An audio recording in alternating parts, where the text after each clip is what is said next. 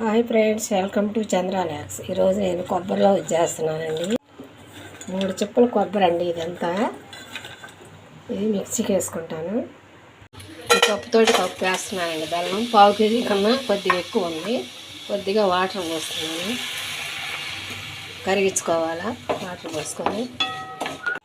ఇదిగోండి బెల్లము ఈ విధంగా కరిగిన తర్వాత అప్పుడు కొబ్బరి వేసుకుంటున్నానండి. 3 చిప్పల కొబ్బరి అండి. 1 కప్పు బెల్లం వేసాను. 2 కప్పులు అయిందండి ఈ కప్పుతోటి.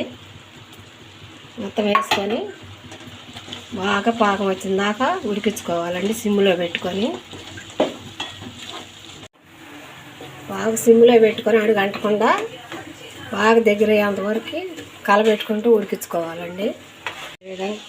ఈ విధంగా వచ్చిన తర్వాత ఒక గంటి నెయ్యి వేసుకొని కలుపుకోండి. కమ్మగా ఉంటుంది నెయ్యి వేస్తే. మొత్తం కలిసేటట్టుగా కలుపుకొని